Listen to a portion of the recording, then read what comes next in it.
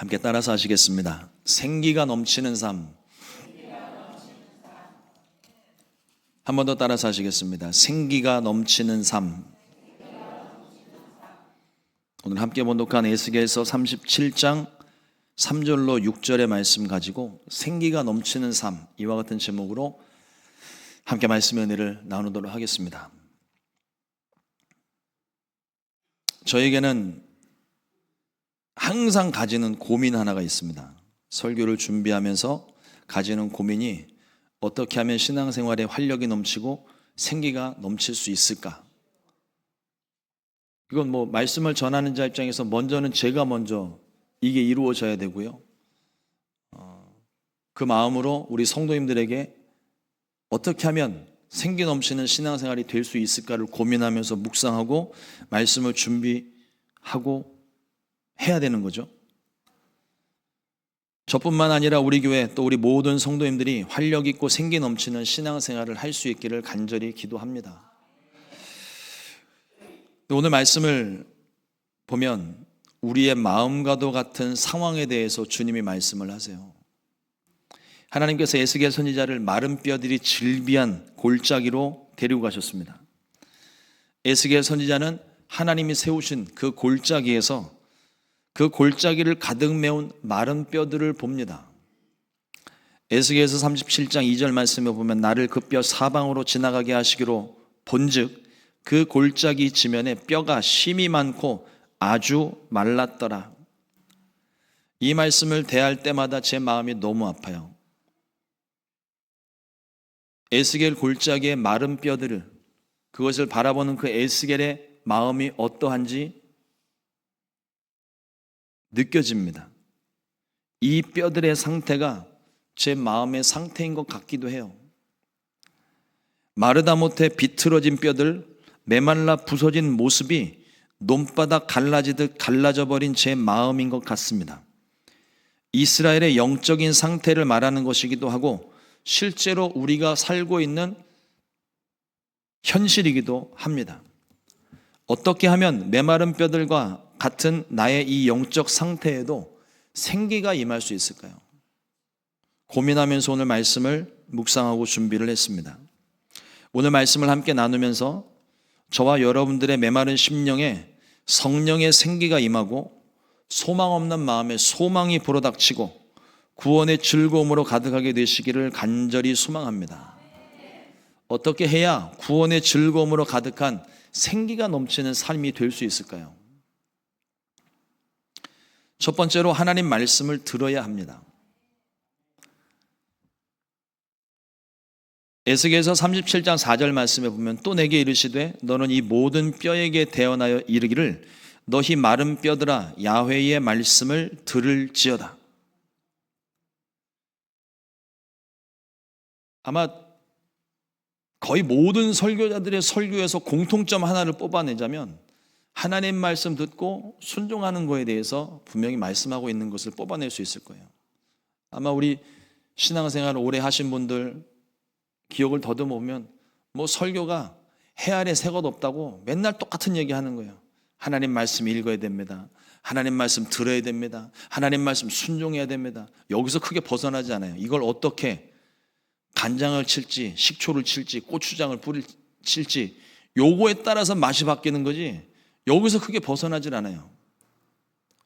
근데 이 거듭 강조해서 들려지는 말씀들인데도 불구하고 그 말씀을 듣고 읽으면서 우리 마음 가운데 이런 생각을 하시는 분들이 계신 것 같아요. 말씀을 듣는다고 무슨 일이 일어나겠어? 말씀을 읽는다고 무슨 변화가 일어나겠어? 그거는 성경에 기록된 거고 믿음은 믿음이고 삶은 삶이고 현실은 달라. 이렇게 하면서 말씀을 믿지 못하는 불신을 가지는 분들이 계실지 모르겠어요. 아니라고 말은 하는데도 어느 순간 보면 도저히 상상할 수 없는 풀리지 않는 문제들 앞에 있는 나의 모습을 보면 말씀을 알면서도 그 말씀은 말씀인 거고 나의 삶은 삶인 거고 완전히 분리시켜서 생각하시는 분들이 적지 않게 있습니다. 저도 그렇고요. 그러나 어쩌면 에스겔 선지자도 이런 마음이었지 않을까 생각을 해요. 눈앞에 보이는 마른 뼈들이 살아난다는 하나님 말씀 듣고 믿어졌을까요? 선지자니까 믿었겠죠. 근데 모르겠어요. 당장은 혼란스러웠던 것 같습니다. 그의 대답을 보세요. 주 야훼여 주께서 아시나이다. 이 뼈들이 살아나리라 하시는 말씀에 아멘 해야 되는데 주께서 아시나이다. 뭔가 애매한 대답을 합니다. 그러나 하나님 말씀이 계속 선포가 됩니다. 내가 생기를 너희들에게 들어가게 하리니 너희가 살아나리라. 에스겔 선지자가 하나님의 말씀을 들었습니다. 그리고 생명 없는 것 같은 생명 없는 모든 뼈들도 그 하나님의 말씀을 들었어요. 하나님 말씀을 들을 때 믿음이 생겨납니다. 우리가 말씀을 읽고 끊임없이 읽고 들어야 되는 이유가 여기에 있어요. 말씀을 들어야 믿음이 생기는 거예요. 로마서 10장 17절 말씀에 그러므로 믿음은 들음에서 나며 들음은 그리스도의 말씀으로 말미암았느니라. 수많은 말들을 우리가 듣고 있지만 세상의 말들, 사람의 말들을 들을 때는요, 그 말에 믿음이 생겨나지가 않아요. 뭐 일어날 법한 일들을 말하게 되면 왜 마음에 믿지를 못하겠습니까? 전혀 일어날 것 같지 않은 말들을 할 때 이건 거짓말이다, 사기다 안 믿어요. 그런데 하나님의 말씀은 도저히 일어날 것 같지 않은 말씀을 들으면 들을수록 내 마음 가운데 들을 때마다 믿음이 생겨나는 거예요. 사람의 말을 듣는 게 아닙니다. 하나님의 말씀이에요. 그리스도의 말씀을 듣는 겁니다. 말씀이 들려지면 없던 믿음도 생겨나는 거예요. 믿을 만한 선지자의 말이 아니라 생명으로 가득한 하나님 말씀이기 때문입니다. 예수님이 선포하신 하나님 나라의 복음은 회개하라 천국이 가까웠느니라 이 말씀이었어요. 회개는 모든 신앙생활의 기초입니다. 회개 없는 신앙생활은 기초를 다지지 않은 곳에 빠르게 집을 세운 것과 마찬가지예요. 당장에는 집이 빨리 올라가는 것 같은데 바람이 불고 땅이 흔들리고 홍수가 나면 그 집은 거기에 집이 있었나 싶을 정도로 순식간에 모든 게 무너지고 쓸려 내려가 버립니다. 신앙생활의 결국은요, 돌아섬이에요. 하나님께로 돌아서는 것입니다. 전에는 하나님의 백성이 아니다가 이제는 하나님의 백성이 되고, 전에는 하나님의 긍휼을 얻지 못하던 자가 이제는 하나님의 긍휼을 얻은 자가 되는 이유는 예수님을 믿고 회개해서 죄에서 돌아섰기 때문입니다. 하나님께로 그 삶의 방향을 돌이켰기 때문이에요. 이것은 모든 신앙생활의 시작입니다. 여러분, 하나님께서 우리들에게 말씀을 주시는 이유는, 우리에게 말씀을 하시는 이유가 있습니다. 저와 여러분들에게 그 말씀이 필요하기 때문이에요. 저와 여러분들에게 그 들려지는 말씀이 중요하기 때문에 말씀을 하시는 겁니다. 그렇다면 우리는 무엇보다 우선적으로 하나님 말씀을 들어야 돼요. 내게 필요한 말씀이 무엇인지를 들어야 됩니다. 내게 중요한 말씀이 무엇인지를 들어야 돼요. 듣지 않고서는 믿음이 생겨날 수 없고, 듣지 않고서는 우리가 그 말씀대로 순종할 수가 없습니다. 그런데 들으면 믿어지고 믿으면 기적이 일어납니다. 말씀을 듣지 못하면 믿음도 없고 기적도 없는 거예요. 근데 말씀을 계속 듣다 보면 그 말씀이 믿어지는 거죠. 주의 말씀을 들을 때, 주의 말씀에 귀를 기울일 때 없던 믿음도 생겨나고 변화가 시작이 됩니다. 저와 여러분들의 삶에 하나님의 생명의 말씀이 들려질 수 있게 되기를 주님의 이름으로 축원합니다. 둘째로, 말씀을 듣고 순종해야 돼요.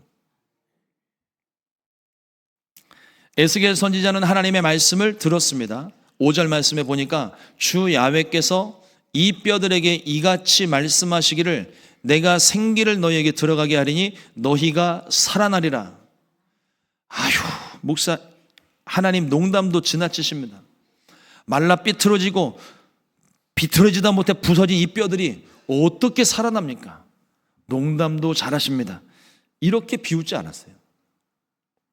에스겔 선지자는 하나님의 말씀을 듣고 말씀하신 대로 들은 대로 뼈들에게 선포했습니다. 당장에는 에스겔도 사람인데 육신의 눈을 가졌는데 메말라 버려서 부서진 뼈들을 보면서 이게 과연 진짜 될까? 굉장히 당황스러웠을 것 같아요.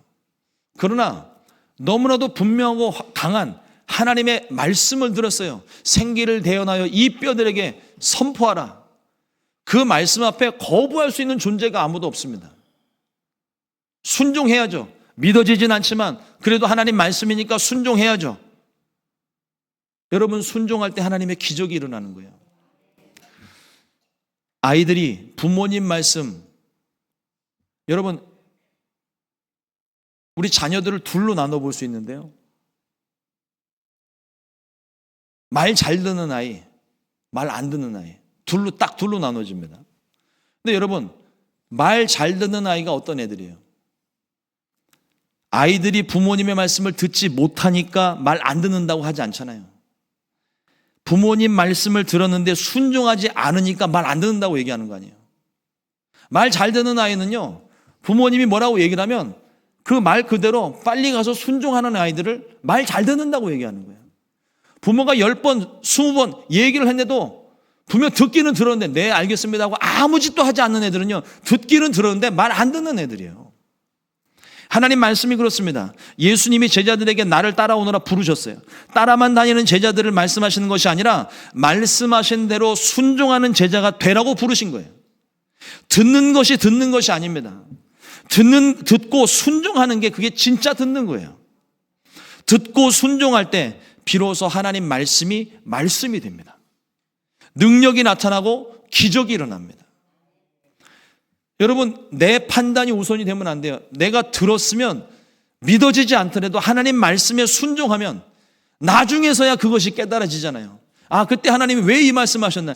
하나님 우리들에게 말씀하실 때 이걸 왜 해야 되는지 굳이 일일이 다 설명하지 않으시더라고요. 일단 하나님은 말씀하십니다. 해. 우리는 묻죠. 왜요? 하나님 대답하십니다. 해. 그러니까 왜요? 그냥 하라고. 다른 말씀을 안 하세요. 그 말씀이 언제까지 들리냐면 순종할 때까지. 그런데 왜 시키는지도 모르는데 순종하고, 하나님 말씀이니까 순종을 했더니 순종하면서 이걸 왜 시키셨는지가 깨달아지는 거예요. 여러분, 순종하지 않는 사람은 절대 하나님 왜 그 말씀을 나에게 하셨는지, 왜 이걸 나에게 시키는지 여러분 절대로 깨닫지 못했습니다. 순종해야 할 수 있는 거예요. 그리스도인의 삶은요, 순종의 삶입니다. 초대교회 성도들이 그리스도인이라고 불려진 이유는 놀라운 능력과 기적을 나타냈기 때문만이 아닙니다. 예수님께서 말씀하신 대로 순종하며 살아가는 모습 때문에 그들이 그리스도인이 된 거예요. 말씀에 순종하는 모습을 보고 사람들은 그들을 그리스도인이라고 불렀습니다. 예수 믿던 사람들이 자기를 가리켜 그리스도인이라고 말한 것이 아니라 예수님 믿지 않고 핍박하던 사람들이 그들을 가리켜 그리스도인이라고 이야기한 거예요. 생명의 위협을 받던 초대교회 성도들이 어떻게 예수님의 말씀대로 순종하는 삶을 살 수 있었을까요? 주님을 사랑했기 때문입니다. 요한복음 14장 15절 말씀에 보면 너희가 나를 사랑하면 나의 계명을 지키리라 분명히 말씀하세요. 여러분들이 하고 싶은 일, 갖고 싶은 거 있으면, 내가 너무너무 사랑하는 게 있으면 옆에서 아무리 떠들고 말려도 기어이 그 일을 해내고 맙니다. 저희 부모님 말씀을 드려서 좀 죄송한데 저희 아버님이요, 뒤늦게 골프에 재미를 붙이셨어요. 그래서 그 연세에 골프를 치기 시작하셨습니다. 근데 연세가 젊은 사람들이 해도 이게 쉽지 않은 운동일 텐데 연세 드시고 이제 그걸 시작을 하니까 얼마나 힘이 들겠어요. 특히나 해보신 분들은 아시겠지만 풀 스윙을 하게 되면 허리가 이쪽 끝에서부터 저쪽 끝까지 돌아가야 돼요. 근데 이게 문제가 뭐냐면 계속 한 방향으로만 돈다는 겁니다. 한쪽이 계속 마모가 되는 거예요. 그 연세에 골프를 시작하시고 나는데 허리가 의사 선생님이 더 이상 치지 못하게 할 정도로 통증이 온 거예요. 근데 그래도 나가시더라고요. 하루도 쉬지 않고 돌리시더라고요. 여러분, 아무리 몸이 말을 안 들어도요, 사랑하니까 되더라고요. 여러분, 내가 취미로 좋아하는 것도 이렇게 내가 사랑하면 할 수 있는데, 하물며 하나님 말씀이겠습니까? 하나님 말씀이니까 억지로 하는 일들은 참 이게 순종하면서도 기쁨이 없고 고되고 너무 고통스러운데, 내가 사랑하면, 내가 주님을 사랑하고 주의 말씀 순종하는 걸 사랑하면, 내가 여기에 목숨을 걸면요, 옆에서 누가 아무리 와서 말리고 내 몸에 칼이 들어오고 내 몸에 고통이 온다 할지라도 그 말씀 순종하는 게 기쁜 거예요. 자기 목숨보다도 주님을 더 사랑했기 때문에 초대교회 성도들은 어떤 상황에서도 주의 말씀에 순종할 수가 있었습니다. 말씀을 듣고 교훈을 얻는 게 아니라 듣고 순종하는 거예요. 여러분, 말씀 들을 때 깨달아지는 게 있고 교훈이 있고 그걸 노트에 빼곡히 적으면 뭐합니까? 교훈이 교훈에 머물면 아무 의미 없어요. 교훈이 내 삶을 변화시켜야, 그래야 열매가 맺히고 변화가 나타나는 겁니다. 순종할 때 비로소 말씀이 됩니다. 순종할 때 비로소 말씀에 생기가 넘쳐요. 말씀에 순종하여 마른 뼈들이 살아남같이 생기로만 가득하게 되시기를 주님의 이름으로 축원합니다. 그러면 말씀을 듣고 순종하기 위해, 믿고 순종하기 위해, 그래서 하나님 말씀이 능력의 말씀이 되려면 어떻게 해야 될까요? 세 번째로 말씀을 꾸준히 읽고 꾸준히 묵상해야 됩니다. 꾸준함이 중요해요. 꾸준함이.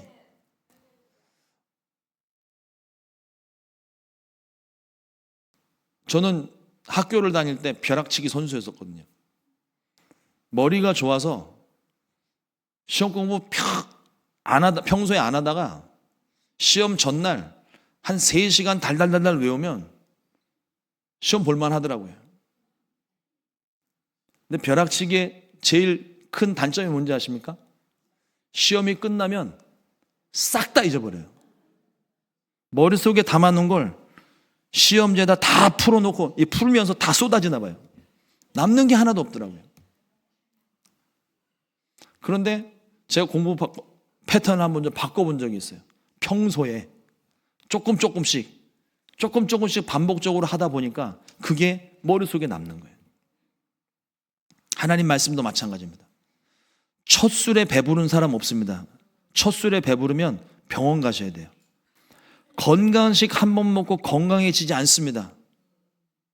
한 번 먹었더니 약 효과가 막 나는 것 같아. 다 새빨간 거짓말입니다. 꾸준히 하나님 말씀을 읽고 작은 일에도 순종할 때 비로소 열매가 맺히는 거예요. 복을 가리키는, 성경에서 우리가 그렇게 복을 원하는데 복을 가리키는 성경에서 대표적인 단어 2개가 있습니다. 하나는 바로크라고 하는 단어인데 축복이라는 뜻이에요. 근데 이 복은, 바로크라고 하는 이 축복은 내게 주어진 복이에요. 내가 아무 노력하지 않았는데 그냥 주어진 복이에요. 저에게 있어서 가장 큰 복은, 제게 주어진 복은 제가 태어났더니 예수 믿는 가정에 태어난 거예요. 또 다른 하나는 아슈레라고 하는 단어가 있습니다. 이건 행복이라는 단어예요. 이 복은 누리는 복이에요. 하나님은 우리를 축복하셨고 이미 우리들에게 많은 복을 허락해 주셨습니다. 이건 주어진 복이에요. 서로 조금씩 다른 모습이 될 수는 있겠지만 하나님이 내게 주신 축복이 있어요. 그런데 이 받은 복을 내가 온전히 누리지 못하고 있기 때문에 내가 행복하지 않은 겁니다. 내게 주신 것을 내가 충분히 누리면서 살고 있다면 그 사람들은요, 이 마음속에 행복이 있어요. 그러니 일확천금을 노리는 사람들, 그 사람들은요 평생 일확천금을 진짜 얻어도 그 마음에 행복이 없습니다. 그건 내게 주어진 것도 아니고 어느 날 갑자기 뚝 떨어진 거고, 금요일날도 말씀 나눴지만 갑자기 일확천금한 사람들의 인생 끝이 좋지가 않아요. 그런데 크게 무엇인가를 얻은 것 아닌데, 잘 먹고 잘 사는 것도 아닌데 늘 행복한 사람이 있습니다. 그 사람들을 가만히 보면 주어진 환경에서 만족하면서 살아요. 그게 행복인 거예요. 어떻게 하면 우리가 이 모든 복을 다 받아 누릴 수 있겠습니까? 우리가 좋아하는 시편 1편에 복 있는 사람은 시작되는 여기에 복은요, 아슈레입니다. 행복이에요, 행복. 행복한 사람은 이렇게 시작하는 겁니다. 시편 1편 2절 말씀에 보면 오직 야훼의 율법을 즐거워하며 그의 율법을 주야로 묵상하는도다. 행복한 사람은 야훼의 율법을 즐거워하고 율법을 주야로 묵상하는 사람이라는 거예요. 이미 우리에게 주어진 이 말씀의 복을 주야로 묵상하고 주야로 누리며 행복하게 사는 사람, 이러한 사람이 행복한 사람이라는 겁니다. 묵상이라고 하는 단어는요, 읊조리다, 중얼거리다 이런 뜻이에요. 그런 여러분, 말씀 암송이 우리에게 영에 도움이 되는 이유가 뭐냐면 그 말씀을 그냥 한번 읽고 끝나는 것이 아니라 말씀을 암송하기 위해서는 적어도 저 같은 사람은 10번, 요즘은 좀 쇠퇴해서 100번 정도는 해야 될 것 같아요. 반복을 하면 말씀 암송이 되는데 머무는 게 아니고요, 말씀이 계속 되뇌어지는 가운데 그 말씀이 내 삶에 적용되기 시작합니다. 그게 묵상이라는 거예요. 계속 중얼거리는 모습입니다. 입으로 중얼거릴 때 귀로 듣고 마음에 새기기 시작합니다. 어떤 상황에 있든지 잘 나갈 때든지 못 나갈 때든지 환경이 좋든지 나쁘든지 건강하든지 아프든지 상관없이 묵상하는 거예요. 여러분, 이 묵상이 뭐 돈이 들어갑니까? 힘이 들어갑니까? 뭐 시간이 별도로 필요해요? 일하면서도 묵상할 수 있고 밥 먹으면서도 묵상할 수 있고 운전하면서 묵상할 수 있어요. 그냥 끊임없이 내가 하는 말씀을 되뇌는 겁니다. 그 말씀이 되뇌어지는 순간 내 삶에 어떤 작은 문제들 가운데 그 말씀이 어느 날 갑자기 확 길을 뚫고 나갈 때가 있어요. 그게 말씀의 적용입니다. 그러면 귀에 들리고 마음에 새겨져 순종하게 되는 것이죠. 말씀을 한 번 읽고 끝나는 것이 아니라 매 순간 말씀을 들으며 삶에 적용해야 됩니다. 말씀은요, 들으라고 주시는 말씀이 아니라 순종하라고 주시는 말씀이에요. 근데 처음에 그 말씀을 들었을 때 순종이 잘 안 돼요. 어떻게 순종을 하냐면 계속 반복하는 겁니다. 계속 반복하는 거예요. 하나님 말씀에 복이 있습니다. 우린 이미 복을 받았습니다. 그 복을 주야로 묵상하며 말씀의 생기를 얻는 것입니다. 그래야 신앙의 내공이 생기고 열매가 맺히는 거예요. 그래야 비로소 우리가 행복한 삶을 살 수 있는 겁니다. 지혜는 듣는 마음입니다. 요즘 쏟아지는 정보, 각종 소문을 들을 때 무엇이 옳은지 잘 분별하기가 쉽지가 않아요. 특별히 여러분, 유튜브 조심하십시오. 요즘 세상이 좋아져서 유튜브에 이 AI 검색 엔진이 도입이 되면서부터 내가 뭐 관심이 있는 거 하나만 찾아보잖아요. 그러면 줄줄이 사탕으로 계속 똑같은 영상들이 나옵니다. 경험해 보신 분들 있을 거예요. 핸드폰으로 어떤 물건 하나를 내가 웹사이트에서 검색하잖아요. 아마존 이런 데서 검색하잖아요. 갑자기 유튜브 영상 보는데 광고 영상에 내가 검색했던 게 나오기 시작합니다. AI 검색 엔진 때문이에요. 이야, 이걸 하나님의 뜻으로 받아들이면 곤란합니다. 하나님이 이걸 사라는가 보다. 여러분, 그건 착각이에요, 착각. 그냥 AI 검색 엔진이 그렇게 만들어 놓은 거예요. 이게 또 어떻게 활용이 되냐면, 여러분, 유튜브를 조심하셔야 되는 게, 여러분, 요즘 정치적인 부분에서 많은 갈등이 있는데 세상에서는 우파, 좌파로 나누어집니다. 여러분, 그리스도인들에게는 이게 필요가 없어요. 그리스도인들에게는 그리스도파밖에 없습니다. 근데 내가 우파에 조금 가까워서 우파에 대한 내용을 하나 보잖아요. 그럼 그 다음부터 줄줄이 사탕으로 우파 그리고 계속 우파 끝으로 갑니다. 어떤 사람들은 내가 좌파니까 우파는 잘못됐고 좌파니까 좌파에 대한 걸 하나 영상 보면은요, 좌파 그리고 좌쪽 끝으로 가요. 그리고 이게 계속 반복이 되면서 내가 세뇌를 당합니다. 그 다음부터는 우파가 뭘 잘못해도 그럴 수 있는 게 돼버리고 붙고 넘어가 버릴 수 있어요. 좌파가 뭘 잘못해도 이걸 묻고 넘어가는 단계가 됩니다. 이게 양쪽 끝으로 가니까 중간에 절충점을 찾지를 못하는 거예요. 너무 유튜브 많이 보지 마시고요. 설교도 늘 말씀드리지만 집밥 드세요, 집밥. 여기저기 왔다 갔다 하면서 정치적인 선동을 하는 목사님들의 설교 듣지 마시고요. 내가 말씀 듣고 내가 몸담고 있는 교회 저를 여러분들의 담임으로 하나님이 세우신 거예요. 그러면 하나님이 저에게 여러분들에게 필요한 말씀을 준비해서 전하라고 하시는 것, 그것만 들으면 됩니다. 조금 유명한 목사님들보다 은혜는 좀 떨어질지 몰라도 집밥이 제일 속 편하고 안전한 거예요. 제 광고는 여기까지. 세상 일들은요, 아무리 내가 믿고 따라도 그게 변함이 없을 것 같아도 세상 것들은요, 시간 지나면 시대와 장소에 따라 다 바뀝니다. 다 달라져요. 그러나 하나님 말씀은 변함이 없습니다. 하나님의 말씀을 잘 들어야 됩니다. 이게 지혜의 시작이고 듣고 순종하는 것이 지혜의 완성입니다. 하루 필요한 영양분을 얻기 위해 매일같이 음식을 섭취하듯이 영적 건강을 위해 하나님 말씀을 매일 듣고 순종하게 되시기를 주님의 이름으로 축원합니다. 사랑하는 성도 여러분, 저와 여러분들의 삶에 말씀의 생기가 임하시기를 주님의 이름으로 축원합니다. 에스겔 선지자는 하나님께서 말씀하신 대로 생기를 향해 대언했습니다. 에스겔 37장 9절 말씀에 또 내게 이르시되 인자야 너는 생기를 향하여 대언하라.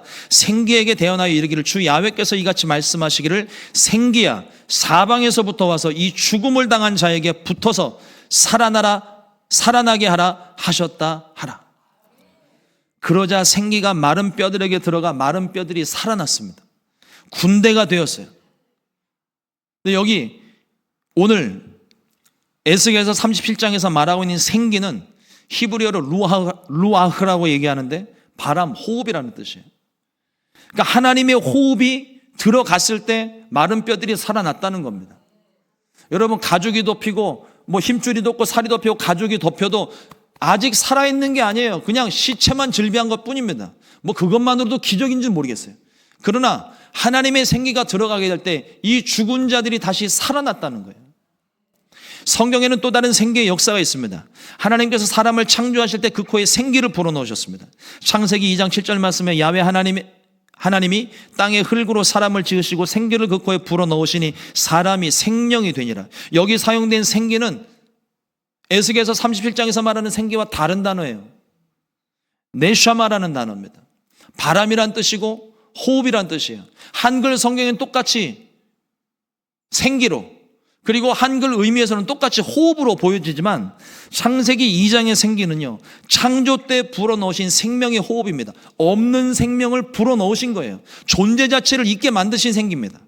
그리고 에스겔서 37장의 생기는 죽은 자를, 생명이 있었으나 죽은 자들을, 생명이 있었으나 소멸된 자들을 다시금 생기를 불어넣어 죽은 자들을 다시 일으키시는 하나님의 영입니다.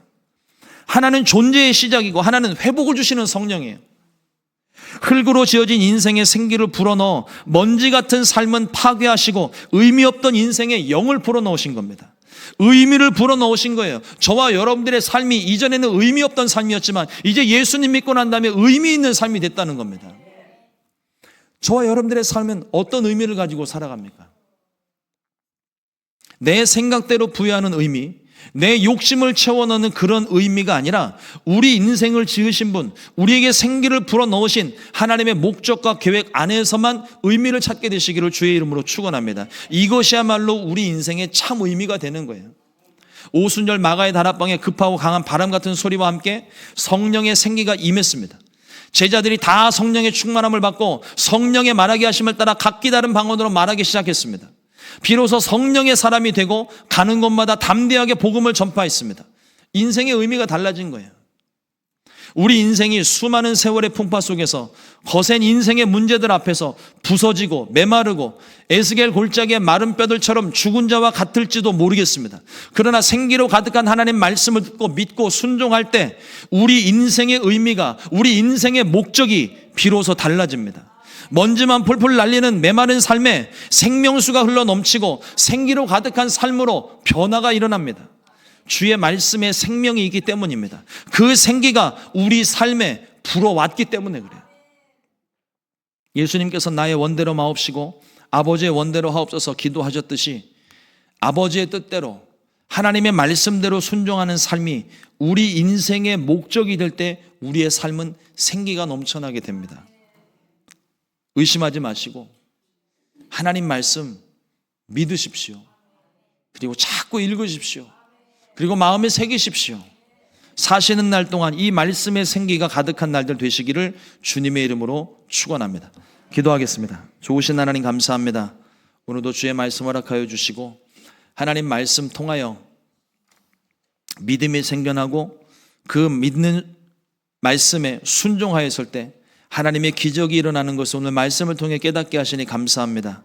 하나님, 삶의 문제에 부딪혀 메말라버린 우리의 심령, 예수님 믿었을 처음 그때와는 다르게 열정도 식고 마음도 식어진 이 마음에 하나님 다시 한번 생기가 불어닥치기를 원합니다. 성령으로 임하시기를 원합니다. 주의 말씀으로 생기가 임하기를 원합니다. 하나님, 메마른 심령이 다시금 촉촉하게 적셔들기를 원합니다. 하나님, 말씀을 더하여 주시옵소서. 믿음을 더하여 주시옵소서. 그 말씀에 순종하여 하나님의 기적을 맛볼 수 있게 하여 주시옵소서. 우리에게 들려지는 모든 말씀들에 하나님 믿음으로 순종하기를 원하오니 성령님, 우리의 생각과 마음을 붙잡으시고 뜻대로 살아가게 하여 주시옵소서. 귀하신 예수님의 이름으로 기도드립니다. 아멘.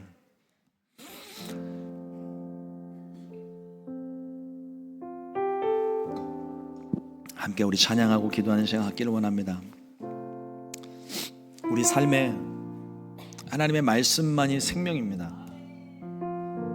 모든 교회들이 똑같이 강조하는 게 말씀이에요. 그 말씀이 없이는 어떤 일도 일어나지 않고 사실 어떤 일도 일어나서는 안 되는 겁니다. 오직 말씀대로만 우리가 순종할 때 기적도 일어나지만 하나님의 뜻이 이루어집니다. 하나님, 나에게 필요한 말씀을 주시옵소서. 나에게 필요한 말씀이 들려지게 하시고 말씀대로 살게 해달라고 우리 찬양하고 함께 기도하도록 하겠습니다.